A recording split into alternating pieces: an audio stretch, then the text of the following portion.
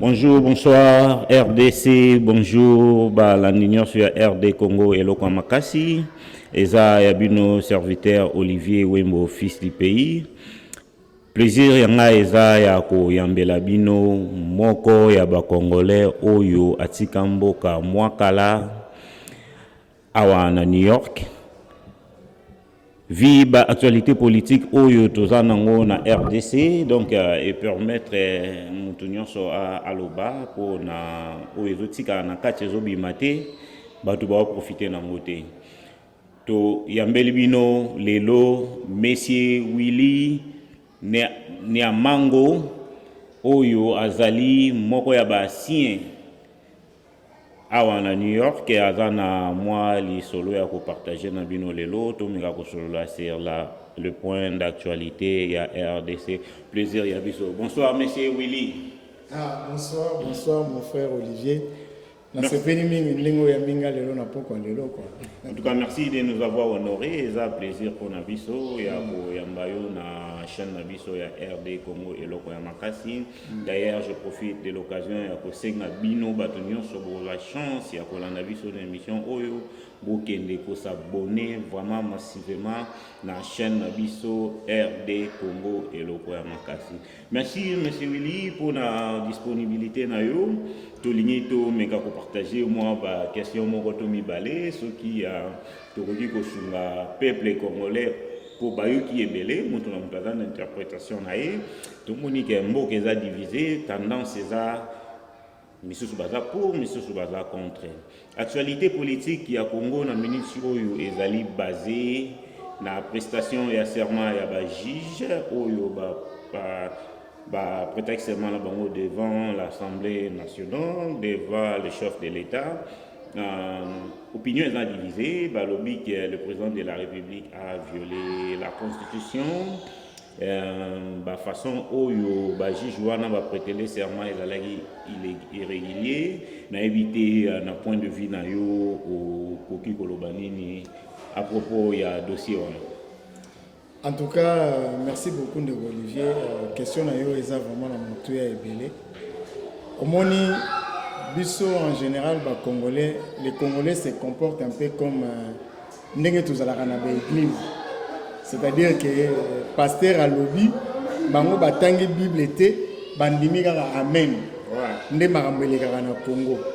La constitution est à la disposition de tout le monde.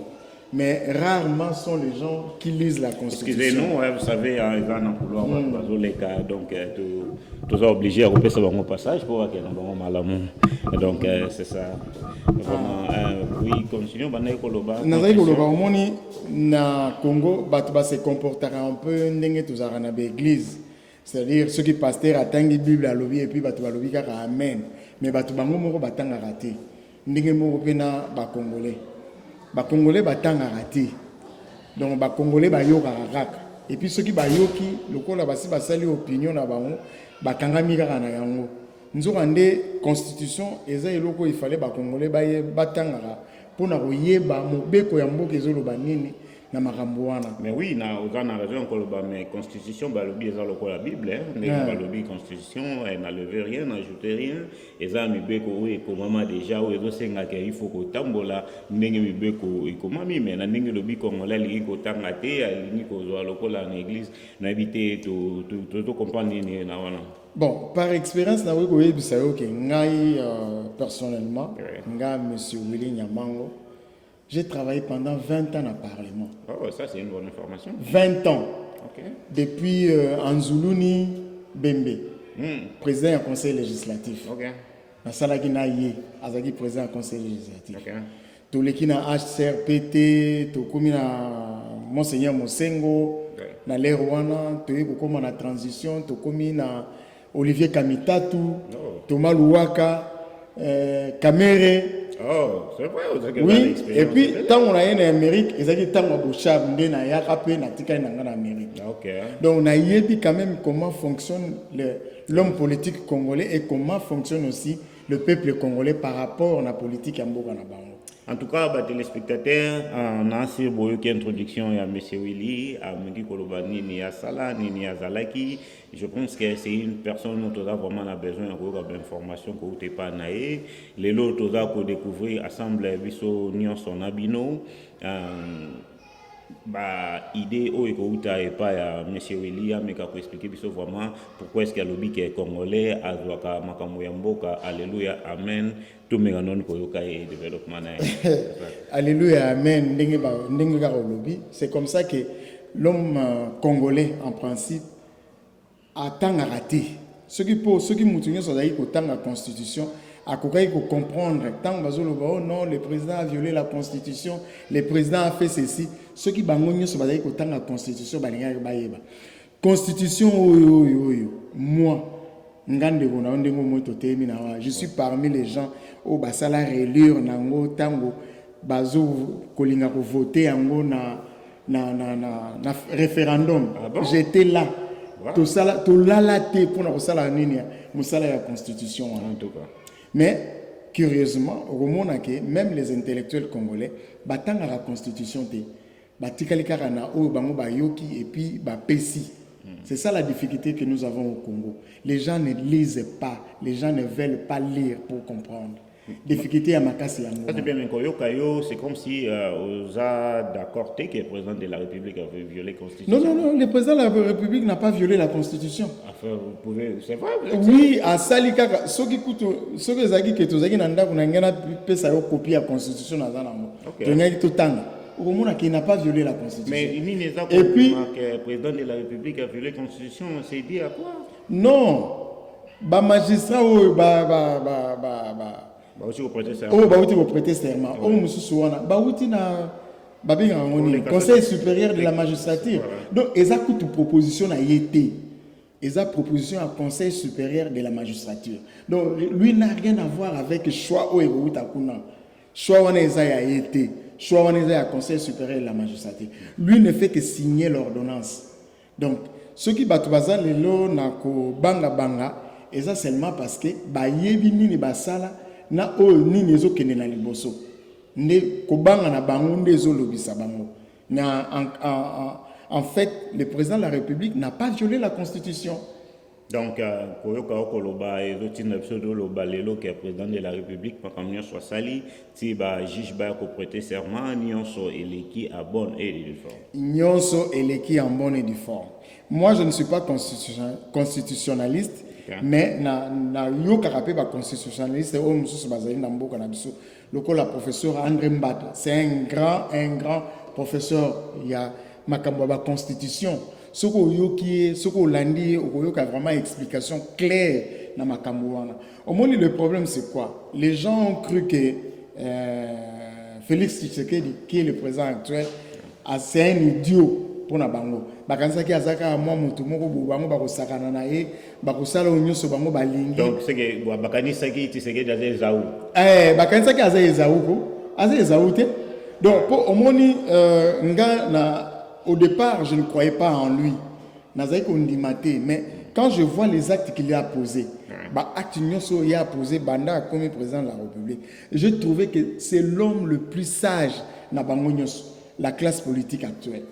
Est-ce que vous pensez qu'il y a une meilleure future avec Félix Tshisekedi dans le Makambo, toujours qu'il y a un bras de fer entre FCC et Nakash? Est-ce que vous pensez qu'il y a quelque chose en devenir que vous pouvez ça peuple congolais espoir il y a comme on a changer un jour? Oui, espoir il faut ça. Espoir et kozala ceux qui biso ba congolais ont eu conscience. Bon, quand je dis biso ba congolais c'est-à-dire les congolais qui sont au Congo, biso to komi na ngambo. Mais ceux qui sont congolais ont eu conscience, il y a un na bango. Espoir est allé. Parce qu'il faut se dire aussi une chose qui est vraie. C'est que Félix Tshisekedi Tshilombo, c'est un vrai Congolais. De pur sang. Ça, c'est vrai, tout le monde reconnaît ça. Donc, à Koki Kosala Mabé na mboka na été. Donc, ça, c'est déjà un avantage que tous en ango kozwa Congolais. Parce que ceux qui te lobby bien. Ata lokola batubazo nga kolobate. L'ancien président Joseph Kabila, tout le monde a des doutes sur sa nationalité. Donc, il y a un mais là, au moins, nous avons un pur sang congolais. Donc akoki ko sala mabe na mboka na été. Donc avenir ekoki ko sala kaka projeté pour le meilleur na ko talaka ndenge Félix azomema makambo. Mais seulement batu basala attention. Beaucoup mona ye je peux utiliser le langage quinois. OK, bazolo bakeo azayuma te azotalela bango na musika et puis akomema bango tina suka. Mobangi avandi mona ko musika ko le mona c'est ça. Soko tie mona na mapeka yozo mwana wana azokanza ke yende azomona nzoka ne muto asungi na kotia na mapeka wana ya azomona musika. Il a été aidé par son père parce que il a vécu toute sa jeunesse avec son père, un grand politicien, Étienne Tshisekedi. Bien que moi, personnellement, je n'ai jamais été d'accord avec lui dans ma position, mais aujourd'hui, je trouve qu'il a bien formé son fils. Moi, en tout cas, c'est vraiment plaisir à voir Makambo et Panayo et qu'occupé qu'au bâtir la Congolais mon espoir parce que d'après yo lobby comme on l'a gardé dans l'espoir avec Félix Tshisekedi a koki kopé ça comme on l'a espoir. Tout ça c'est chez monsieur Tolingato loba ezali par rapport au discours et chef de l'État sur la nation, président de la République Félix Tshisekedi, lobby le cas qui a outiko solo la na peuple en direct na télévision à sali discours moko il y a 6 minutes. Discours où on a pu critiquer un peu Ebele, Bamsouba Lobi qui est le président de la République, il a raté à Katinzadi na Makambunae, Misso Soupe Balobi, président de la République, a bêté lui sur Bilembo, à Sololi na parabole, le roi n'entend où il y a Jésus. Est-ce que dans les locaux moko où le peuple congolais a qui retenir un discours où le président de la République a aussi ça il y a 6 minutes? Bon, d'emblée, on a l'andaki discours parce que Bissou Sotozela qui a en au-delà du fait que tu as les bandes à Congo, mais tu as qui en haut.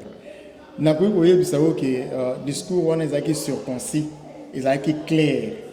À quoi le Bamakamundenge, tu as balabala balobaraté, c'est-à-dire le peuple de la rue. Mais il parle en tant que président de la République et il a pris ses responsabilités. Même quand il parle de l'union sacrée de la nation, ils ont signifié que yena bao bazalaki na yena coalition et sili. Vous pensez que ça vraiment divorce moko consommé entre FCC cash? Et ça divorce consommé. Et ça vraiment divorce consommé. Donc mutu moko te a rêvé. Et ça pour tout rêve ya ko sala le sous-sauté pour na koloba non coalition ils ont continué. D'abord il a suspendu le conseil des ministres et tika la ko sala le sous-sauté. Vous ne croyez pas que le pays ne va pas marcher? Ceux qui... Non. L'institution a bloqué, oui. Le pays ne va pas marcher, oui, mais des fois, il faut prendre des mesures.